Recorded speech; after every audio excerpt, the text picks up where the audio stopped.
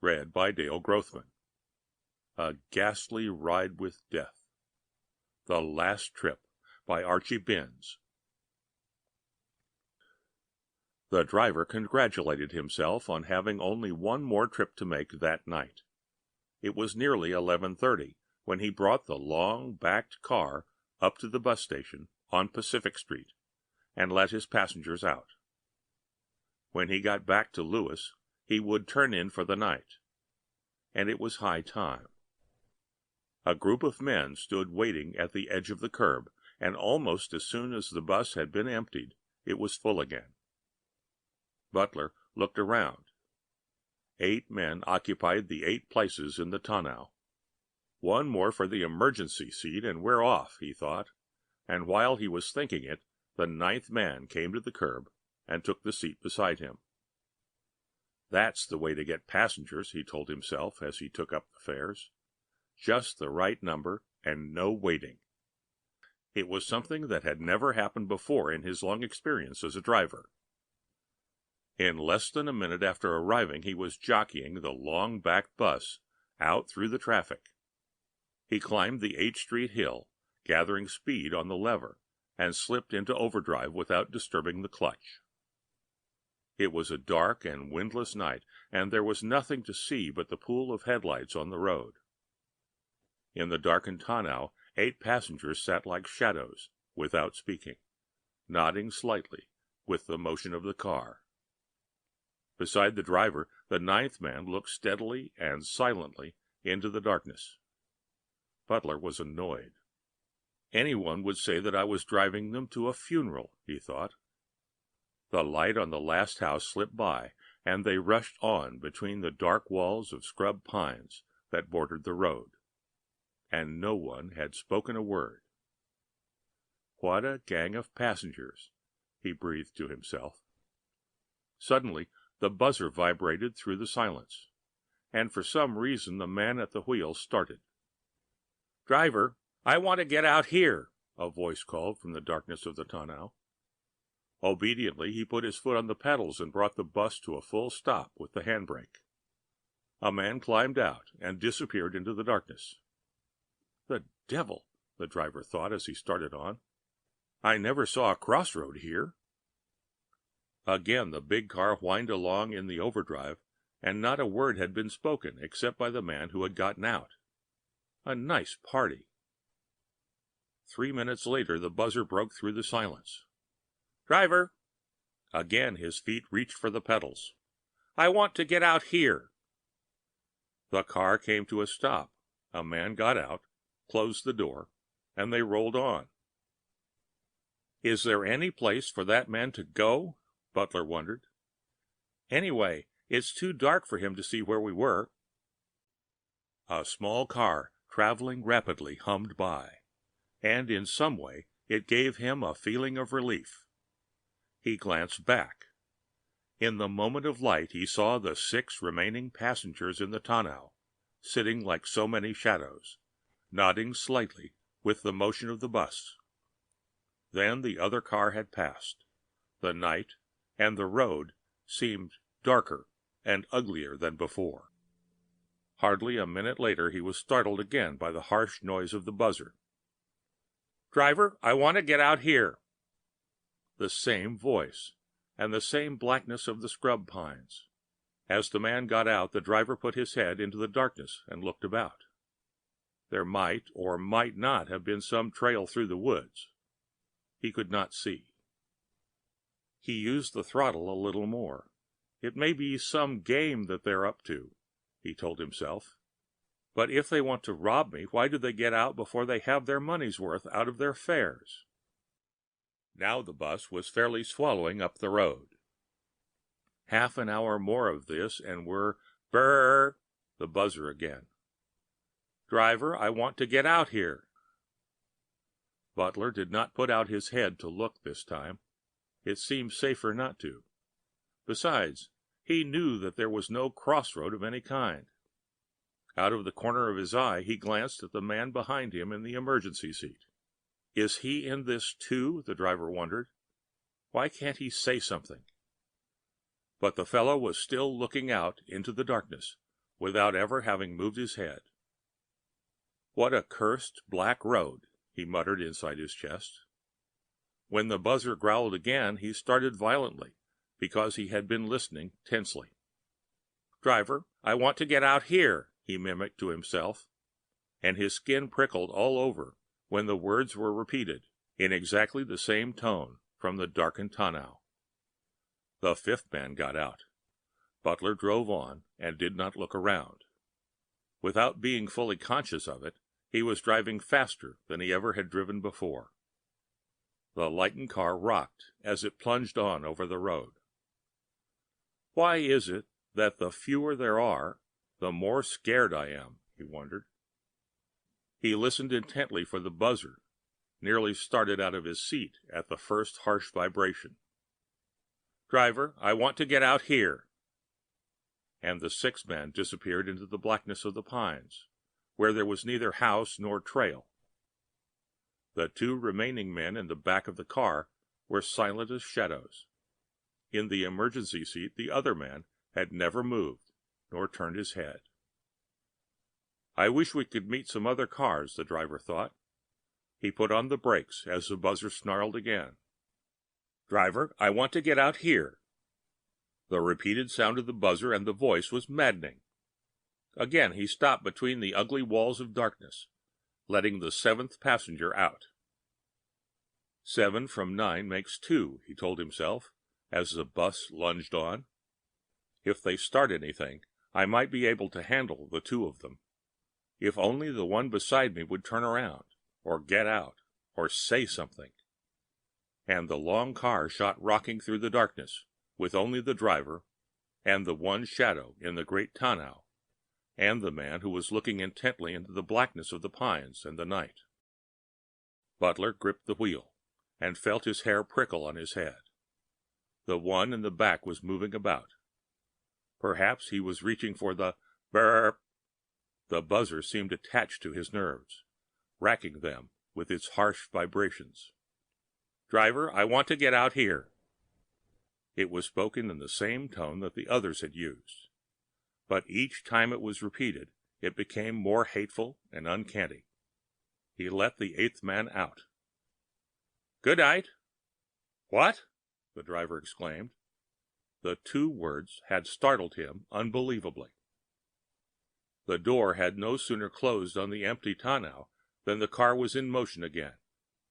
Why had he started so when the man said good night? Passengers often did that. But spoken by the last of the 8, the words seemed to have a strange meaning. 8 from 9 makes 1, he assured himself, slipping into the overdrive again. But who is the one, and what is he up to? As if in answer, the man in the emergency seat took a deep breath, like a sigh, and turned from studying the darkness. It was a face that the driver had never seen before, smooth and pale, with dark, luminous eyes. The man folded his arms over his breast and spoke for the first time. "How far is the woodland cemetery?" Butler started violently and pressed the throttle. 5 miles, then he added. "We're having a nice ride, aren't we?" The passenger laughed. "Ha ha! You are driving fast, Mr. Butler." He flinched at the weird sound of the laughter mingled with the rush of the car, and the mention of his name made him tremble, because he felt that he must do or say something. He observed, "Well, better introduce yourself, since we're riding together." "If you wish," was the cool reply. "My name is Death." "I didn't quite get it." "Death." The bus driver put his feet on the pedals. "This has gone far enough to suit me," he thought. "Better not," the man beside him remarked. "Do you see anything under my elbow?" In the dim light that was shed from the instrument board, he made out the muzzle of an automatic pistol, protruding slightly from under folded arms. "As you like," he agreed. "Where were we? Your name is Death, I believe. I suppose that is why you are going to the cemetery." "Exactly. That is why we are going to the cemetery." The driver felt a horrible chill coming over him. We? I didn't know I was invited. You were invited when I planned this ride. So you planned it, eh, with the others getting out along the road? Exactly, so that we could go alone. The passenger began tapping on the footboards with his feet, keeping time with the swaying car. Butler tightened his grip on the wheel, shivering and snarling like a caged animal. If you are Mr. Death, then it's the cemetery for you. But you might tell me, what's the idea of taking me along? By God, he burst out, if you were carrying a scythe, as you are supposed to, instead of that pistol, I would take a chance on seeing if we both went there.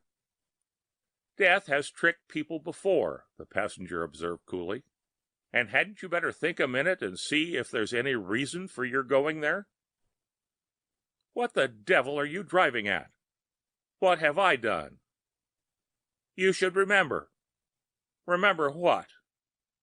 The driver's heart pounded so that he could hear it above the roar of the motor, and the car that raced over the road seemed to be standing still in the horrible darkness.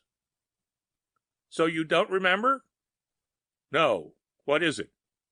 How far is it to the cemetery now? About 3 miles. Why? And still you don't remember? No. Who the devil are you? You have forgotten, the passenger cried, his eyes shining like those of a cat. God, I wish I could forget. And you don't even remember. But what is it I don't remember? Listen, when you were a bus driver here in 1918, did you once crowd a woman's car into a ditch? What is that to you? So you did. Yes, the driver admitted sullenly. What is that to you? What happened to the woman? The car turned over and she died. But what was she to you? Everything. The passenger stared with mad intentness. Then he continued. I would have died long ago if it hadn't been for her. I was blown up and shot to pieces, but I wouldn't die. Then, when I was ready to come home, I heard that you had killed her. But it wasn't my fault. I had to keep on schedule. That day, he turned his face away from the wild, unnatural light in the man's eyes. Before him rose the scene that he had never let himself think of since the day it happened. The crowded bus tearing over the road to make up time. The gray roadster pushed to the edge of the ditch by the heavier vehicle. The gasp of the passengers, followed by a shriek that went up and up as the small car turned over and crumbled. The bus sliding to a stop with smoking brakes. The white-faced passengers crowding round, the delicate, drooping face of the girl, and the blood all over her white dress. The driver pressed the throttle as far down as it would go, trying to get away from the fearful picture. So you killed us both. It was too much to stand. They brought me back, what was left of me, and put me away. I waited my chance until tonight, when I came to find you. Still the picture floated before his eyes, while the shrieking pierced him through. And this madman, or ghost, was making him remember every detail. How far is it to the cemetery now? A mile, Butler said between chattering teeth. Good, we shall be on time. The bus lumbered swiftly down the hill, through the valley, and roared up the other slope, with the passenger beating time to its rhythm. As he neared the crest, the driver saw a faint light in the sky. Soon they would be on the open flat, in sight of the cemetery. Quick, how far now? 1/4 of a mile. His staring eyes were ready to burst, and the hair bristled on his head. The drooping face, the blood all over the white dress, and the shrieking filled his eyes and ears. If I can only get past without stopping, he repeated to himself. The black iron fence came in sight. The dim gravestones flitted by like ghosts. Just ahead at the bend in the highway, the dark gateway of the cemetery rose against the sky. If he kept on the road at that turn, he would be safe in sight of the lights of the town. Butler winced fearfully as the car rocked over an unevenness in the road. The dark arch of the gateway seemed to draw his eyes toward it, like a magnet. "We are here!" the passenger cried, rising in his seat. The wheel twisted in the driver's hands, and the long-backed car careened and banked sharply. Then it plunged toward the cemetery, where the white gravestones stood waiting, row after row, like ghosts, to welcome his arrival. One side of the stone entrance leapt up before the car, and at the moment of the crash that sounded to the sky, there was a wild, triumphant burst of laughter, either from the mad passenger or the dead who were waiting. The end of The Last Trip by Archie Binns.